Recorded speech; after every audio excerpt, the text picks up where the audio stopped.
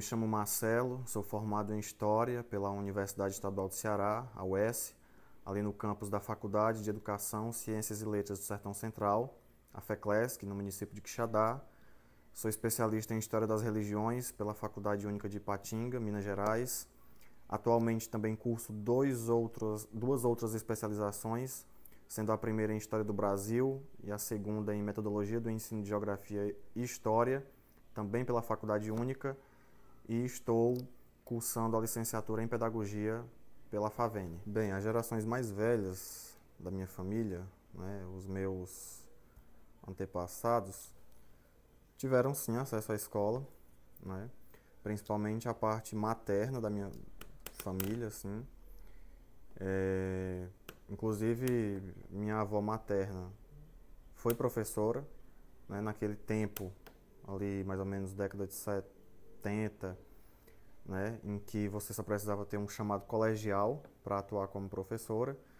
O que provavelmente ela desempenhava lá na escola deveria ser o papel, entre muitas aspas, que é exercido hoje pelo pedagogo ou pela pedagoga, né, que é esse papel de mediar alguns conhecimentos, que sem dúvida alguma na época eram conhecimentos mais básicos, vamos dizer assim, em termos teóricos, em termos metodológicos. Então eles tiveram acesso à educação, devido às questões relacionadas ao trabalho no campo. Esse acesso, sem dúvida alguma, foi comprometido de alguma forma, mas pelo menos no que se refere à parte materna, eu acredito que os prejuízos não foram tantos. Já na parte paterna, não. Né? A minha avó paterna teve 13 filhos, se não me falha a memória, um desses filhos faleceu, e todos os homens foram criados tendo que executar tarefas no campo. Né? O meu pai mesmo, ele não chegou a concluir sequer o ensino fundamental, devido ao trabalho no campo, e todo esse contexto de afastamento da escola também produziu indivíduos que não tinham uma preocupação tão grande com a necessidade de se educar, de se escolarizar. Então, os meus parentes tiveram acesso, né, sobretudo nessa área, na ala materna, mas na área paterna esse acesso foi mais comprometido. Sem dúvida alguma, nós não podemos desconsiderar que as mudanças sociais, né, políticas, econômicas, culturais que ocorreram nas últimas décadas influenciaram e impactaram toda a tessitura social, né, de uma maneira profunda. Então, com certeza, no que se refere à educação, nós também podemos falar de grandes impactos. Inclusive, recentemente, o que tem se falado muito é sobre o impacto da pandemia, né, e as transformações que a pandemia trouxe para essa nossa atual realidade educacional. E que, inclusive, eu discordo. Né? Muitas pessoas atribuem à pandemia essa certa decadência intelectual, né? essa perca de conhecimento que é demonstrado pelos alunos quando você se depara com eles dentro de sala de aula. Então, quando eu comecei a atuar como professor, muito se discutia na escola sobre os impactos da pandemia, por exemplo. E eu sempre fui, né, da ideia de que a pandemia ela não é suficiente para explicar a decadência intelectual. Eu aponto, inclusive, que os impactos relacionados à moral, né, impactos dentro da moralidade do ser humano, têm feito com que as pessoas, como diz o professor norte-americano John Taylor Gatto, sejam emburrecidas a cada momento e de maneira muito mais intensa dentro da sociedade nas mais diversas áreas. Nós temos visto na sociedade uma decadência, sobretudo moral, uma decadência política, né? É só você olhar para o quadro de governantes do país, você dificilmente encontrará um que tenha de fato contribuído sem nenhuma restrição ou sem nenhuma mácula para a política da sociedade. E eu acredito que esses problemas, né, essas máculas, essas enfermidades na sociedade têm causado muito mais uma decadência na educação do que as simples mudanças, vamos dizer, que vem acontecendo nos últimos 30 anos. Por outro lado, eu gostaria de pontuar um aspecto positivo dessas mudanças que tem a ver sobretudo com a área da tecnologia, que é o fato de os alunos eles terem agora condições melhores, né, condições mais rápidas, inclusive, de ter contato com conhecimentos que antes eles ou só encontravam na escola ou nem encontravam nela, certo? Então você tem, por exemplo, materiais audiovisuais como séries, como filmes, jogos, até mesmo as músicas e a internet, né, que nasce ali no final da década de 60 do século passado e que vem se transformando em uma importante ferramenta educacional. Então, eu coloco também esse ponto, né, esse desenvolvimento tecnológico, esse acesso à informação como algo positivo, abrindo também um parêntese para dizer que no Brasil, infelizmente, nem todas as pessoas têm acesso à internet e a aparelhos que facilitem esse tipo de acesso. Bom, essa pergunta me faz, inclusive, até um pouco de vontade de rir, porque, segundo a minha visão, que está pautada ali em autores de cunho conservador, eu entendo que nós vivemos um grande circo de palhaços sem graça alguma, né? Então, o homem, de fato, ele tem transformado a sociedade a partir desse desenvolvimento tecnológico e também, como consequência desse desenvolvimento tecnológico e alteração da sociedade, as relações elas têm se transformado.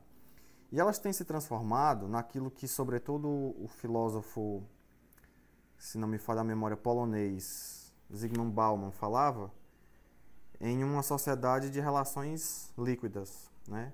Totalmente efêmeras e sem sentido algum. Então, eu poderia dizer que nós vivemos no tempo dos artistas de redes sociais, em que cada vez mais criam-se vínculos relacionais que são tão frágeis quanto um fio de cabelo desidratado. Então, toda essa conjuntura, principalmente dentro da área educacional, ela é muito perigosa, né? Nós vivemos em um tempo em que o homem tem mais tecnologia, mas ao invés de crescer intelectualmente, ele é emburrecido pelos programas de TV, pelas propagandas nos jornais, pelos anúncios nas telas dos celulares.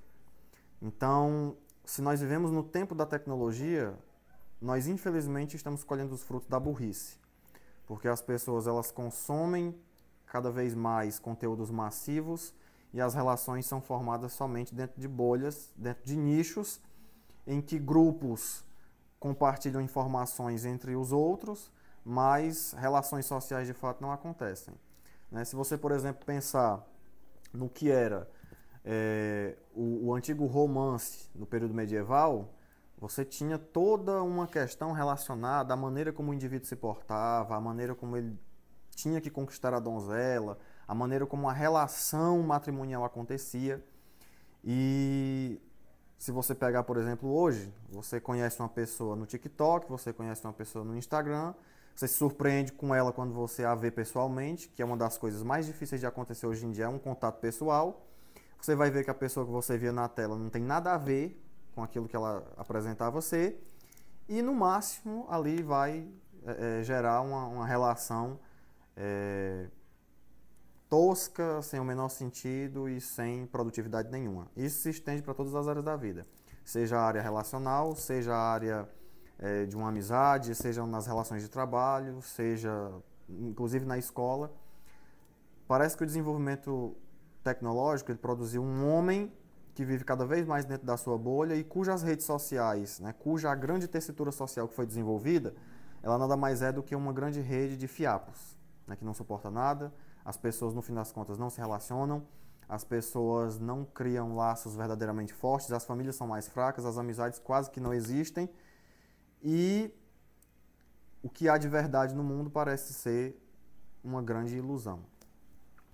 Bom, como educar o aluno no século XXI é uma pergunta complicada devido às tantas dificuldades que nós enfrentamos atualmente, mas eu posso citar como a maior delas a dificuldade que nós passamos em termos de cultura. Sobretudo no Brasil, há uma valorização muito grande de conteúdos audiovisuais, de conteúdos musicais, de influências de celebridades, de pessoas famosas que infelizmente tiram, né, dos alunos, das crianças, dos jovens, o interesse por algo que de fato tenha valor, que é a educação.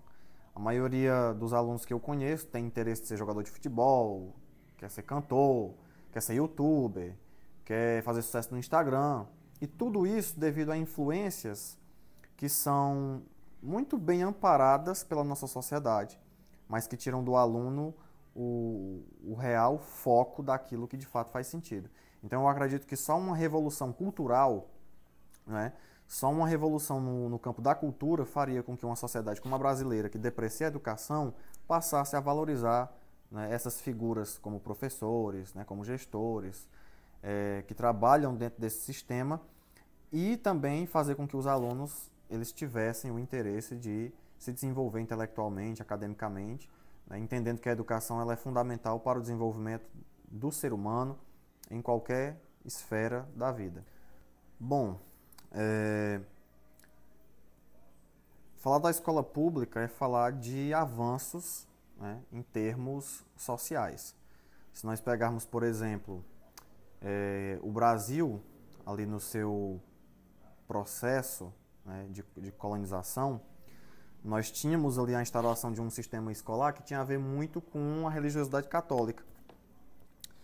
E essa escola, ainda primitiva no Brasil, que começa com a atuação dos jesuítas, ela cumpria uma função muito mais voltada para os interesses do Estado e da religião do que mesmo objetivando a formação, né, intelectual daqueles povos nativos.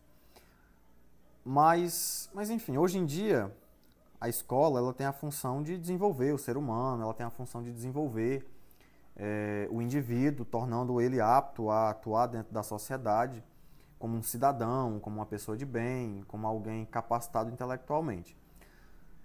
E a escola pública é muito importante para isso, tendo em vista que ela facilita o acesso a esse conhecimento, né, a essa realidade educacional que, em muitos aspectos, foi dificultado no passado.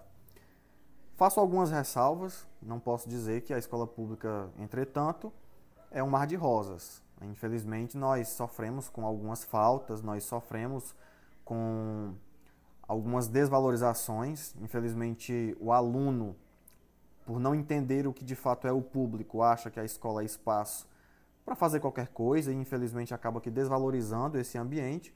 Mas, sem dúvida alguma, a escola pública ela é de fundamental importância para que, sabendo o indivíduo do seu papel, ele possa, dentro daquele ambiente, se desenvolver e transformar esse mundo em um espaço melhor. Eu acredito que o professor é aquele profissional que tem a função primária de se atualizar o tempo todo. Então, independente do período histórico em que ele esteja inserido, ele sempre vai ter a necessidade de se atualizar, de se adaptar e de se adequar às novas conjunturas para que ele possa exercer a sua função de maneira completa.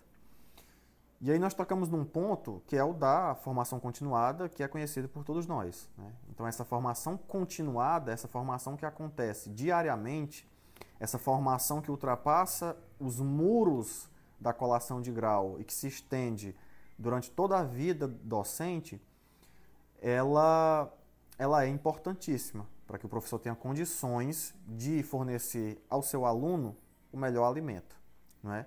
Então, o professor que pretende de fato estar completo e apto para essa nova realidade, ele deve deter, né, conhecimentos relacionados à área da tecnologia, ele pode, né, se utilizar de mecanismos, né, que facilitem, de ferramentas pedagógicas, de utensílios metodológicos que facilitem a atuação dele como docente no ambiente e na realidade em que ele se insere, né? Então é importantíssima essa adaptação, é importantíssimo o professor estar sempre atento.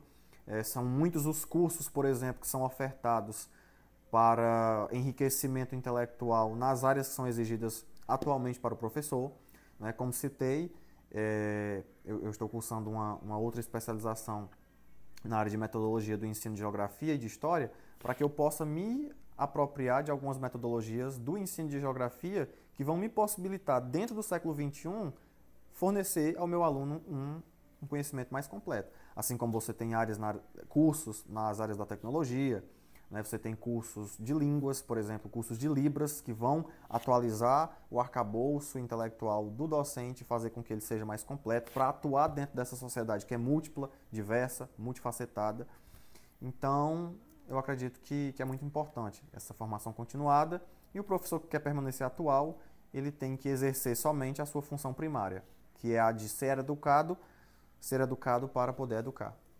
Bom, eu gostaria de pontuar, além das perguntas que foram feitas, somente a importância de, ainda que com esse cenário distópico em alguns aspectos, é muito importante, né, nós, professores e alunos dos cursos de graduação, permanecermos firmes, permanecermos ardentes por esse desejo de ter uma sociedade transformada, né?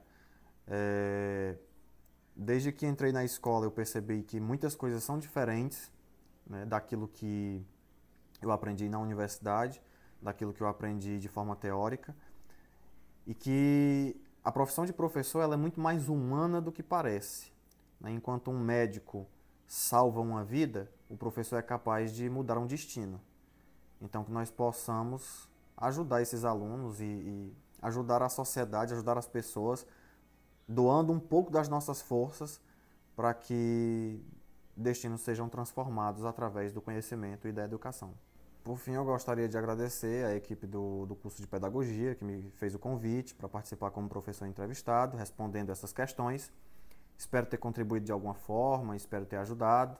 Peço desculpas se em algum momento não me fiz compreensível e espero que a trajetória de todos vocês seja de muito sucesso e que a nossa sociedade, de fato, seja transformada pela atuação de cada um de nós.